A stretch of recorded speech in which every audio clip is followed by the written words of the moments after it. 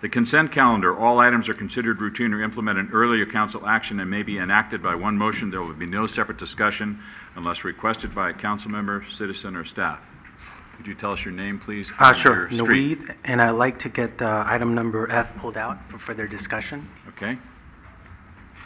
Any others? Through the chair, Michael? I'd like to pull item G. G? All right. Any others? Okay. Move to approve the rest of the consent calendar. Second. Motion second on the question. All in favor? Aye. Aye. Item F is adopt a resolution authorizing the purchase of a Ford XLF 450 truck in the amount of $66,803, a 2012 Ham Model HD 12 VV roller drum compactor in the amount of $42,961.18, and 3 Ford Crown Victoria Police Interceptors in the amount of $75,760. The part of item F that I like to at least ask that there be a motion and a second to table item F for further discussion and analysis regarding the portion which says 3 Ford Crown Victoria Police Interceptors in the amount of $75,760. The reason being is, let me first state who I am. My name is Naweed Amin, and I'm a former Millbrae police volunteer, now currently a sheriff's volunteer with the County of San Mateo. Now, I'm not here in that capacity. I'm here as a public citizen. But in my experiencing of driving both police and sheriff vehicles, that the Crown Victoria is, ridden with safety issues and upgradability issues, especially with respect to things like radios, equipment, what you can do with the vehicle. And so if I may, I want to approach the council and provide a brief sheet of paper that documents what I'm about to say. Why don't you give those to the clerk and Okay. she'll take care of it.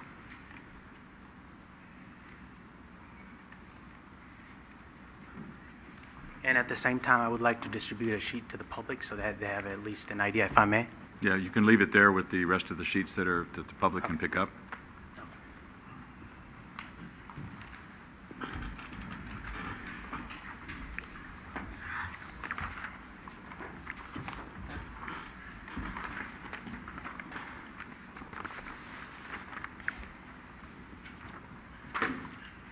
Now, since you have the sheets in front of you, so let me just briefly, brief period of time. I request the City Council request information about why the Police Department wishes to purchase discontinued models, which have safety, like I said, upgradability issues. Now, on the bottom, I provided 2 pictures. One is a one is a Dodge Charger, and the other are the new Ford Police Interceptors. And these are inherently safer, easier to maintain, more cost-effective, and can safely accommodate current and future internal equipment upgrades such as radios, computers, sirens, safety gear, etc. And I'd like to bring it to the City's Council's attention.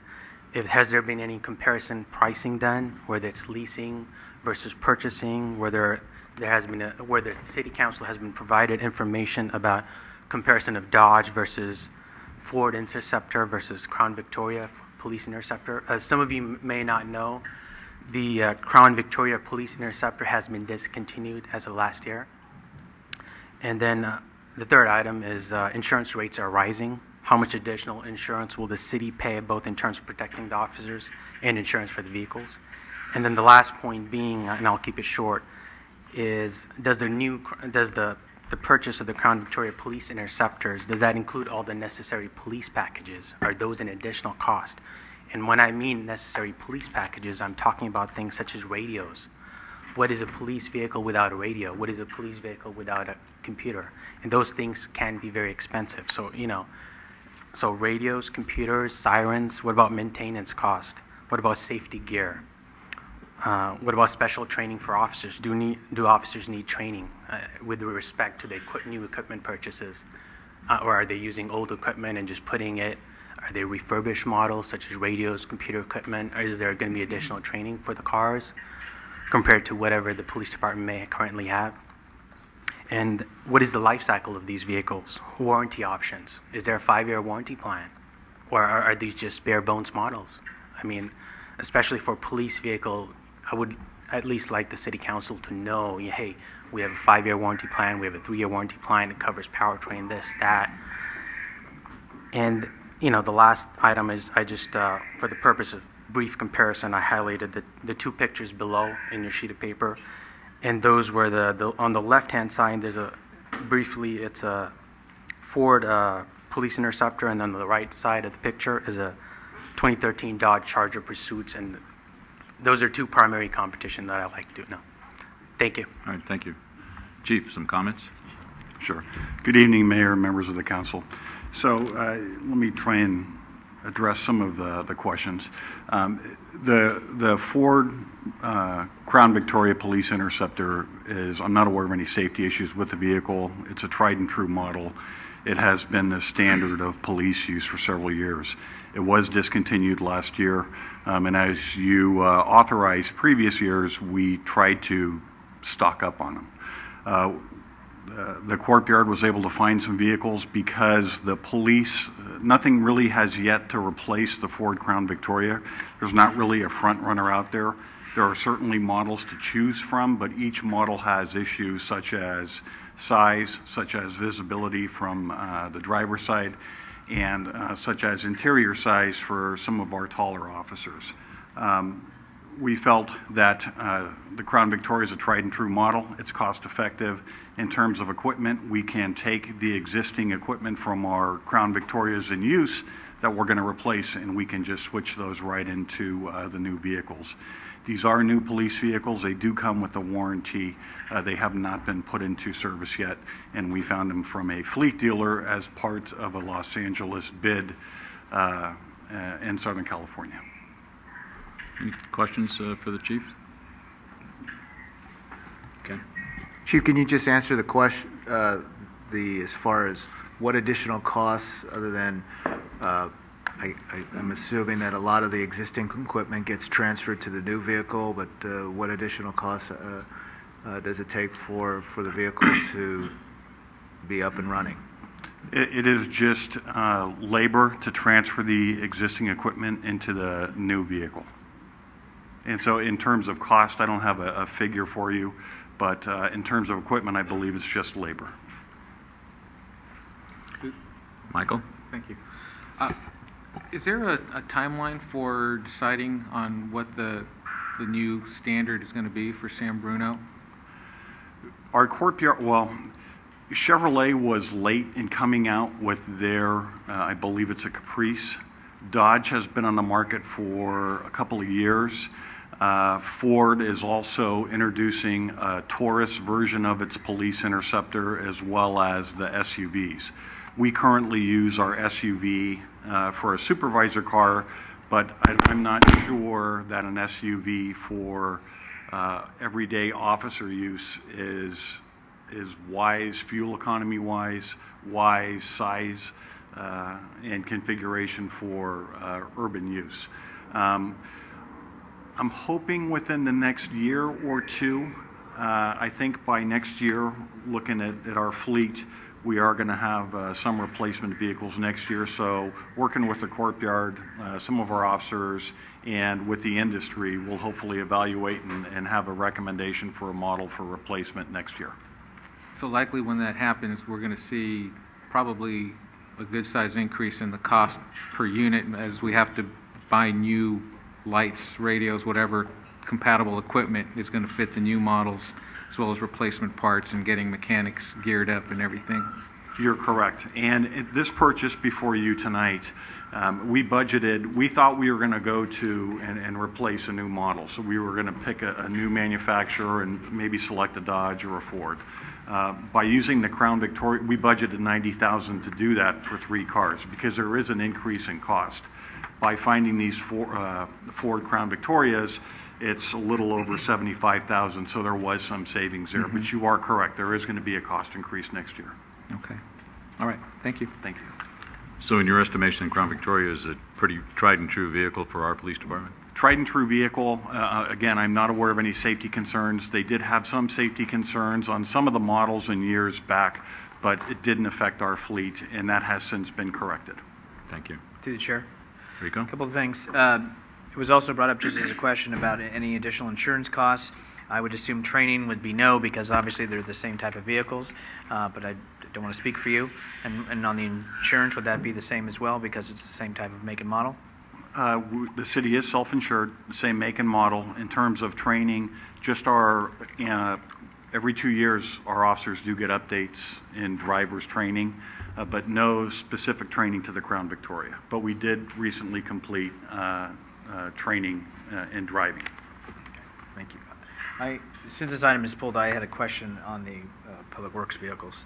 I don't want the police department to feel singled out. Go ahead.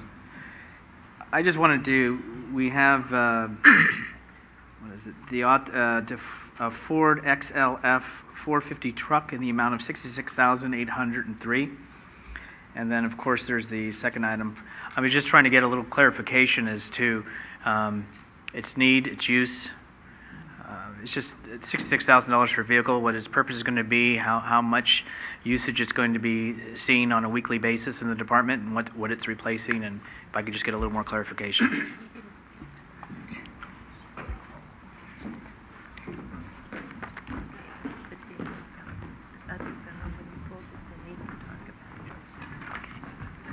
Mayor, council members, good evening. I will let Dennis Bosch to give you a very brief update on how the truck will be used, will be basically used by the sewer division. Good evening, Honorable Mayor and Council. This truck is what we've named as the lateral response service truck. In years past, we had a large vehicle that had the task responsibility of cleaning the sewer mains, checking problematic areas, or sewer hotspots as we refer to them, and also responding to house calls from residents that had problems with city-maintained or jurisdictional responsibility of lower laterals that the city maintains for them. Due to some regulatory compliance rules and having to maintenance and expeditiously respond to house calls and all the other things that we need to do to maintain the sewer collection system, what we did is we took the task responsibility of this large truck and all of the gas used to have the truck run around town and check things and complete maintenance and clean sewer lines. We let the big truck stay and just clean the lines, and as the council's aware of, we've also had to increase the amount of sewer lines that we have to stop sanitary sewer overflows.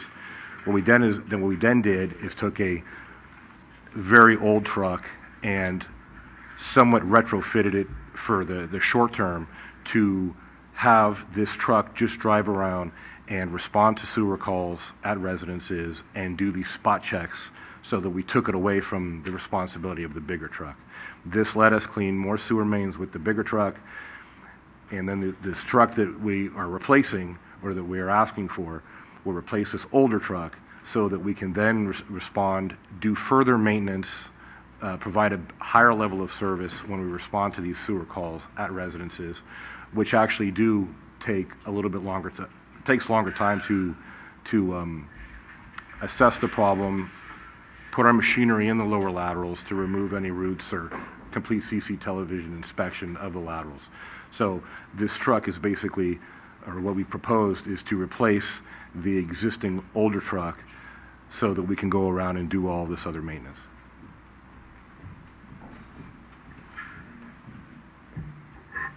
The second equipment, the roller, is mainly used by street, is used by the other two divisions, also sewer and water, but mainly by street. It's a seasonal type of use.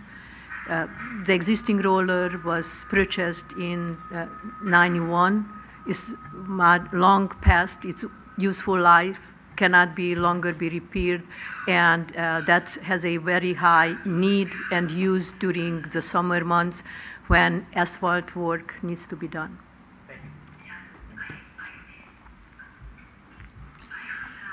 All right. Any more discussion on item F under the consent calendar? Any action? Through the chair. Okay.